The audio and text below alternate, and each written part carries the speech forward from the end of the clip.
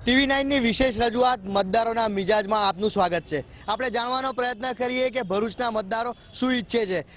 શું મતદાર તરીકે આપને શું લાગણી છે કે શું ભરૂચમાં હોવું જોઈએ? ભરૂચમાં આ વખતે પરિવર્તન જરૂરી છે, કારણ કે જે સાંસદ 5 વખત ચૂંટાયા હોય, આ જનતાએ એમને પ્રેમ આપ્યો હોય અને એ સાંસદ કોઈક અંતરિયાળ વિસ્તારમાં દેખાતા જ ના હોય અને સંસદમાં પણ સવાલો ના પૂછાતા હોય અથવા એ જે કંઈક બોલે એનું કોઈ પણ અમલીકરણ ના થતું હોય અને એ જ્યારે આદિવાસી વિસ્તારના પ્રશ્નો ઉઠાવે, ભ્રષ્ટાચારના પ્રશ્નો ઉઠાવે, ત્યારે એમને મંત્રીપદ પરથી એમને પાણીચું આપવામાં આવે, ત્યારે હું કહેવા માંગુ છું કે આ સાંસદની હવે આ ભરૂચ જિલ્લાની જનતાને કોઈ જરૂર નથી। હવે પરિવર્તનની જરૂર છે। હવે આદિવાસી, બેરોજગાર યુવાનો, ખેડૂતો અને નર્મદાની રક્ષા કરે એવા સાંસદની જરૂર છે।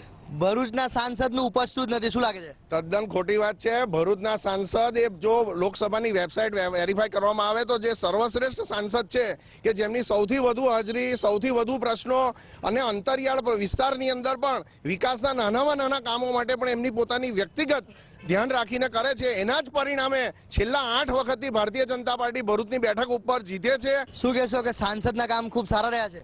ખૂબ સારા, એટલે ભરૂચના મતદાર તરીકે હું કહેવા માંગુ છું કે ભરૂચમાં છેલ્લા કેટલા વર્ષોથી શાંતિ, સલામતી અને સુરક્ષા ભારતીય જનતા પાર્ટી સ્થગિત થઈ છે અને ભરૂચની અંદર છેલ્લા 15-20 વર્ષના છોકરાને એવું પૂછે કે કર્ફ્યુ શું છે એ ખબર નથી। કહેવાય છે કે ખૂબ સારા કામ કર્યા છે, શું લાગે છે ભરૂચમાં શું હજી કમી છે? જો સાંસદે પ્રશ્ન સંસદમાં ઉઠાયા હોત તો નર્મદા આજે સુખી ના હોત, ભરૂચના યુવાનો બેરોજગાર ના હોત।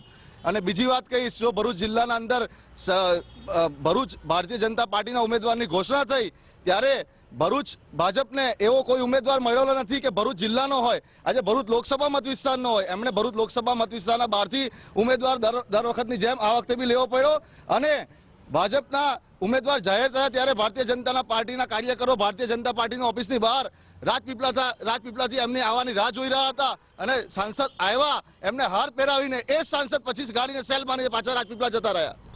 સાંસદની જે પસંદગી થઈ ઉમેદવારની તે તો બહારના છે એવો આક્ષેપ છે। એક આદિવાસીને પૂછીએ, એક ગરીબને પૂછીએ, એક છેવાડાના માનવીને પૂછીએ કે મનસુખભાઈ તમારી પાસે આવે છે કે નહીં, તમારા કામ કર્યા છે કે નહીં, તો એ સાચું કહેશે। અને પંચાયતથી લઈને પાર્લામેન્ટ સુધી તમામ બેઠકો પર ભારતીય જનતા પાર્ટી ભરૂચ જિલ્લામાં છે, તો આ જ એક પ્રૂફ એ કાફી છે કોંગ્રેસ માટે। મહિલાઓ પણ છે અહીંયા, તો મહિલાઓ પાસે પણ જાણવાનો પ્રયત્ન કરીએ, શું કહે છે મહિલાઓની શું માંગ રહેશે ખાસ?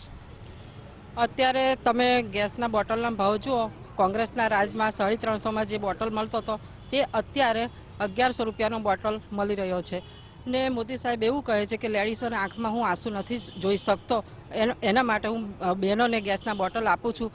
તો અત્યારે 1100 રૂપિયાનો બોટલ જે એમને કર્યો છે, તો ગરીબ લેડીઝો જે રોજનું 200-300 રૂપિયા કમાતી હોય તે 1100 રૂપિયાનો બોટલ કઈ રીતે ભરાઈ શકશે? મોંઘવારી ખૂબ વધી છે, એક મહિલાના જવાબ મહિલા પાસે, શું કહેશો મોંઘવારી ખૂબ વધી છે? મોંઘવારી વધી નથી, પણ સાથે સાથે જે આવક ખરી એ આવકમાં પણ વધારો થયો છે, આવકના સંદર્ભે ખર્ચો એ થયો છે।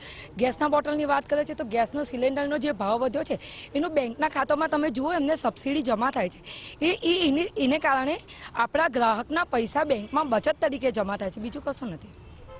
મહિલાઓની વાત હવે આપણે પૂછીએ, નર્મદાનો ખૂબ મોટો ઇસ્યુ છે, શું કહેશો?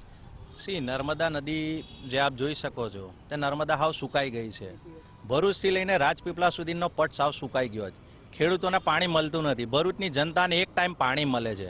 શું આ વિકાસ થયો છે? તો જે આપણા સંસદ છે એમને ધ્યાન આપવું જોઈએ કે ભાઈ એ પ્રશ્ન ઉઠાવે તો એનું કોઈ પરિણામ આવવું જોઈએ। હું બોલ કરું ને પરિણામ જ ના આવે તો હું કેવો સંસદ કહેવાઉં? એટલે મારે એમને કહેવું છે કે ભાઈ તમે નર્મદાજીને જીવતી કરો, ભરૂચના લોકોને પાણી આપો, ખેડૂતોને પાણી આપો। અહીં બધા વસેલા ઘણા મંદિરો છે, ઘણા આશ્રમો છે, બધા સંતો આવે છે, તે એ લોકો પણ પુકારે છે। અને હમણાં નર્મદા જયંતિ ગઈ, દર વખતે ત્યાં ગાડી 108 બોટની પૂરી નર્મદાજીની એમ કહો કે ભાઈ રેલી નીકળે કે ભાઈ માતાજીની ચુનરી લઈને જાય, તે પણ આ વખતે નથી થઈ। સંતો પણ નારાજ છે, જે હિન્દુત્વના નામે આ લોકોએ મત માંગ્યા છે તો એ હિન્દુઓનું તો કમસે કમ થોડું ધ્યાન આપો। જે નર્મદાજી પૌરાણિક નદી છે એનું તો ધ્યાન આપો। નર્મદાએ અસ્તિત્વ જ ગુમાવી દીધું છે, શું કહેશો? નર્મદા ભરૂચ જિલ્લા માટે એક તો પહેલાં આસ્થાનો વિષય છે, એટલે નર્મદાની જાળવણી કરવી અમારી ભારતીય જનતા પાર્ટીની ફરજ છે.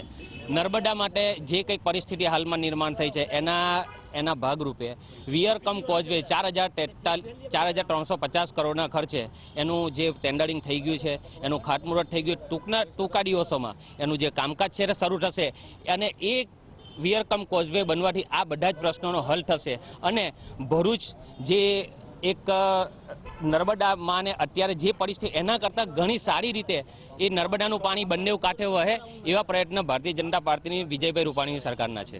કેટલાક આદિવાસી નેતાઓ પણ છે આપણી સાથે, તો એમને પૂછીએ શું કહેશો, આદિવાસી સૌથી વધારે મતદાર છે, એમનું ભલું થયું છે? બિલકુલ થયું નથી.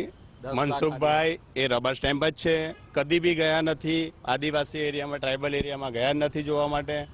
કોઈ રોજગારલક્ષી યોજનાઓ ત્યાં નથી આવી. 10 લાખ આદિવાસીઓને ઘર વિહોણા, જંગલ વિહોણા કરી રહ્યા છે, છતાં બી આદિવાસીનો એક બી પ્રશ્ન ત્યાં ઉપસ્થિત કરવા માટે ઘરે ગયા નથી.